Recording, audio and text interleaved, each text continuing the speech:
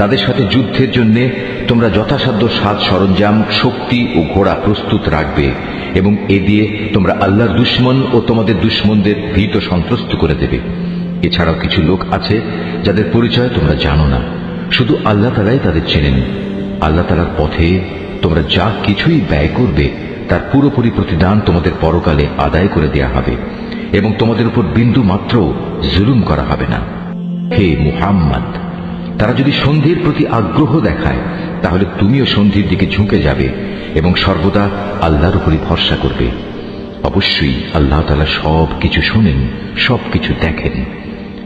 আর যদি কখনো তারা সন্ধির আড়ালে তোমাকে ধোঁকা দিতে চায় তাহলে তোমার দুশ্চিন্তাগ্রস্ত হওয়ার কোনো কারণ নেই, কেননা তোমার রক্ষার জন্য তো আল্লাহ তাআলাই যথেষ্ট।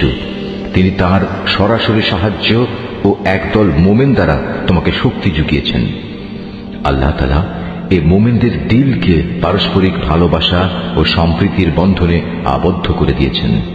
অথচ তুমি যদি দুনিয়ার যাবতীয় সম্পদ এর পেছনে ব্যয় করতে, তবু তুমি এ মানুষদের দিলকে ভালোবাসার বন্ধনে আবদ্ধ করতে পারতে না। কিন্তু আল্লাহ তাআলা এদের মাঝে প্রীতি স্থাপন করে দিয়েছেন।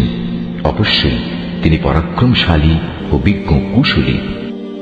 হে নবী, তোমার জন্য এবং তোমার অনুবর্তনকারী মোমেনদের জন্য তো আল্লাহ তাআলাই যথেষ্ট। হে নবী, তুমি মোমেনদের যুদ্ধের জন্য উদ্বুদ্ধ করো। মনে রেখো, তোমাদের মধ্যে 20 জন লোকও যদি ধৈর্যশীল হতে পারে তাহলে তারা 200 লোকের উপর বিজয়ী হবে। আবার তোমাদের মাঝে এমন লোকের সংখ্যা যদি 100 হয় তাহলে তারা 1000 লোকের উপর জয়লাভ করবে। এর কারণ হচ্ছে তারা এমন জাতি যারা আল্লাহর শক্তি সম্পর্কে কিছুই বুঝে না। এই নিশ্চয়তা দ্বারা এখন আল্লাহ তাআলা তোমাদের উপর থেকে উদ্বেগ ও দুশ্চিন্তার বোঝা হালকা করে দিয়েছেন। যেহেতু তিনি একথা জানেন তোমাদের মধ্যে কিছু দুর্বলতা রয়েছে, অতঃপর তোমাদের মধ্যে যদি 100 ধৈর্যশীল মানুষ থাকে তাহলে তারা 200-র উপর বিজয়ী হবে। আবার যদি থাকে তোমাদের 1000 ধৈর্যশীল ব্যক্তি তাহলে তারা আল্লাহ তাআলার হুকুমে বিজয়ী হবে 2000 লোকের উপর। জেনে রেখো, আল্লাহ তাআলা ধৈর্যশীলদের সাথেই রয়েছেন। কোন নবীর পক্ষেই এটা শোভা পায় না যে তার কাছে বন্দীদের আটক রাখবে যতক্ষণ পর্যন্ত সে জমিনে রক্তপাত ঘটাবে এবং আল্লাহর শত্রুদের নিপাত না করে দেবে। আসলে তোমরা তো দুনিয়ার সামান্য স্বার্থটুকুই চাও, আর আল্লাহ তাআলা চান তোমাদের আখিরাতের কল্যাণ দান করতে। আল্লাহ তাআলাই হচ্ছেন পরাক্রমশালী ও প্রজ্ঞাময়। যদি এই ব্যাপারে আল্লাহ তাআলার কাছ থেকে পূর্বের কোনো ফরমান লেখা না থাকতো তাহলে বন্দীদের কাছ থেকে মুক্তিপণ হিসেবে তোমরা যা কিছু নিয়েছ তার জন্য একটা বড় ধরনের আযাব তোমাদের উপর পতিত হতো।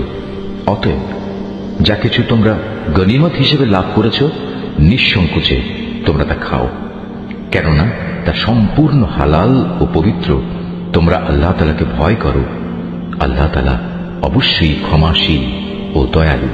হে নবী, তোমার হাতে যেসব বন্দী রয়েছে তাদের তুমি বলো, আল্লাহ তাআলা যদি তোমাদের দিলে ভালো কিছু গ্রহণের যোগ্যতা আছে বলে জানতে পান তাহলে তিনি তোমাদের ঈমানের এমন এক কল্যাণ দান করবেন যা তোমাদের কাছ থেকে মুক্তিপণ হিসেবে গৃহীত সম্পদের চাইতে অনেক ভালো, এবং তিনি তোমাদের গুনাহসমূহ মাফ করে দেবেন।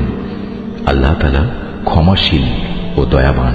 আর তারা যদি তোমার সাথে বিশ্বাস ভঙ্গ করতে চায় তাহলে তুমি ভেবো না, এরা তো এর আগে আল্লাহ তাআলার সাথেও বিশ্বাসঘাতকতা করেছে এবং এ কারণেই তোমাদের তিনি তাদের উপর ক্ষমতা দান করেছেন। আল্লাহ তাআলাই হচ্ছেন জ্ঞানবান ও কুশলী। নিঃসন্দেহে যারা ঈমান এনেছে এবং এই ঈমানের জন্য হিজরত করেছে, নিজেদের জান মাল দিয়ে আল্লাহর পথে জিহাদ করেছে এবং যারা মুহাজিরদের আশ্রয় দিয়েছে ও তাদের সাহায্য করেছে, তারা সবাই পরস্পরের বন্ধু। অপরদিকে যারা ঈমান এনেছে অথচ হিজরত করেনি, ততক্ষণ পর্যন্ত তাদের অভিভাবকত্বের দায়িত্ব তোমাদের উপর নেই। তবে কখনো যদি তারা একান্ত দ্বীনের খাতিরে তোমাদের কাছে কোনো সাহায্য চায় তাহলে তাদের সাহায্য করা তোমাদের কর্তব্য। তবে তা যেন এমন কোন সম্প্রদায়ের বিরুদ্ধে না হয় যাদের সাথে তোমাদের কোন রকম চুক্তি রয়েছে। বস্তুত তোমরা যা কিছু করো আল্লাহ তাআলা সব কিছুই দেখেন। যারা কুফরি করেছে তারা একে অপরের বন্ধু। তোমরা যদি একে অপরকে সাহায্য করার সে কাজটি না করো তাহলে আল্লাহর এই জমিনে ফিতনা ফাসাদ ও বড় ধরনের বিপর্যয় সৃষ্টি হবে। যারা ঈমান এনেছে, এই ঈমানের জন্য হিজরত করেছে, নিজেদের জান মাল দিয়ে আল্লাহর পথে জিহাদ করেছে, এবং যারা এই হিজরতকারীদের থাকার জায়গা দিয়েছে এবং তাদের সাহায্য করেছে, মূলত এরা সবাই হচ্ছে সত্যিকারের মুমিন। এদের জন্য আল্লাহ তাআলার পক্ষ থেকে ক্ষমা ও উত্তম জীবিকার ব্যবস্থা রয়েছে। আর যারা পরে ঈমান এনেছে, হিজরত করেছে এবং তোমাদের সাথে জিহাদ করেছে, তারাও তোমাদেরই অন্তর্ভুক্ত।